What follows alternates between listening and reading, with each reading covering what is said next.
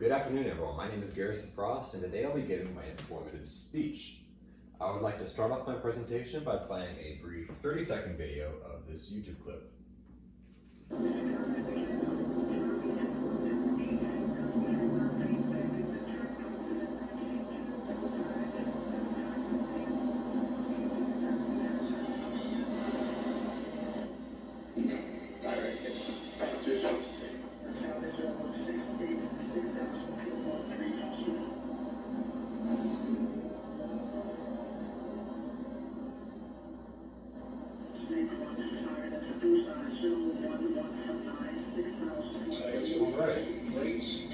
So what you just witnessed is a training exercise in which an F-16 intercepts and destroys first a training drone and then a flare using the AIM-9X Sidewinder missile.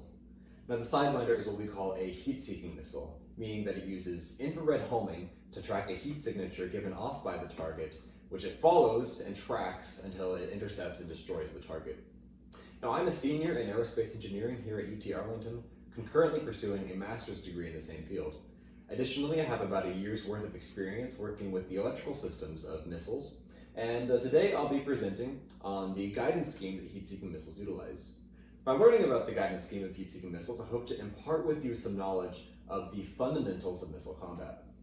Now, heat-seeking missiles utilize a unique instance of missile navigation called pure proportional navigation, which is a direct derivation from the pure pursuit guidance laws. Now, pure pursuit guidance is essentially the mathematical formulation of the idea that we want our missile to constantly be pointing at its heat signature. Yamasaki et al. In 2009 did a great job of describing this mathematical formula, which is described as the acceleration of your missile must be equal to the velocity of the missile times the rate of change of the line of sight, where the line of sight is an angle measured from the horizon to the target from the point of view of your missile.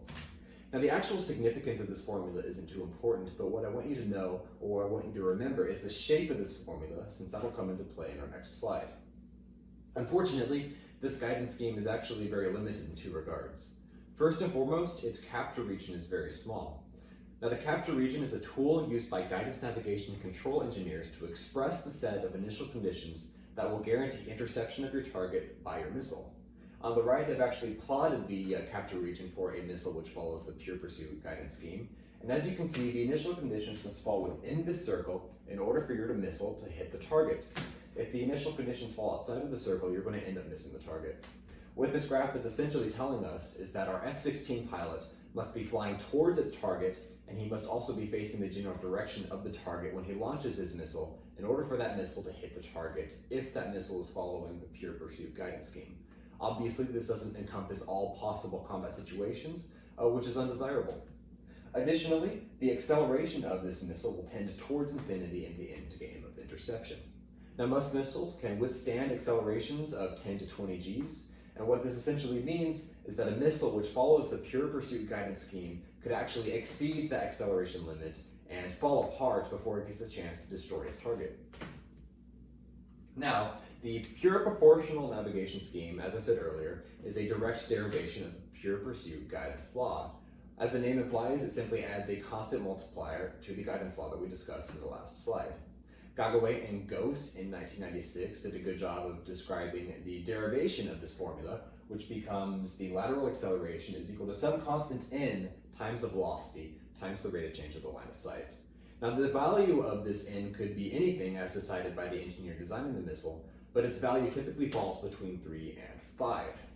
Now, this begs the question, how can such a simple modification affect the combat engagement? Well, as a matter of fact, it affects it quite a bit. First and foremost, the capture region becomes very large. As you can see on the right, any set of initial conditions, except for the initial conditions which fall along this red line, will guarantee interception of your target by the missile. This means that your F-16 pilot could be facing any direction and moving any speed anywhere in order for his missile to actually hit and destroy the target he's trying to destroy. The red line is essentially a mathematical singularity, and it doesn't have much of a bearing on real-life scenarios. Therefore, this capture region is about as good as it gets. Additionally, our issue where the acceleration tends towards infinity is solved by this navigation scheme. Now, I've gone ahead and in MATLAB simulated some missile engagements. In both cases, our target in red is flying to the right at a constant velocity of 350 meters per second. Our missile will start off at the origin of each graph, 4,000 meters away from the target, and it will be flying at a speed of 1.5 times the velocity of the target. Additionally, initially it's pointed downwards by 40 degrees.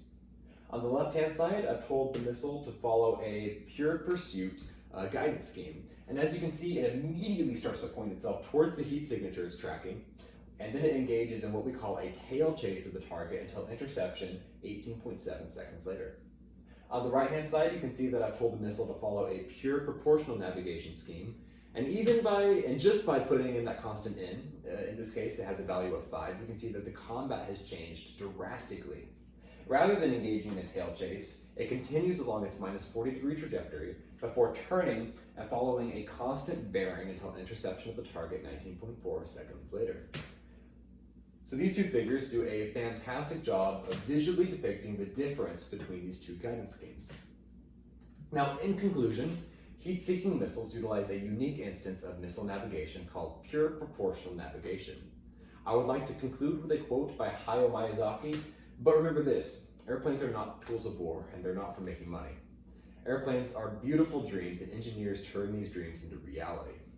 While the military and warfare are the primary benefactors from advancement in aeronautical knowledge, our appreciation should be with the technology that enables these units, rather than the destructive results.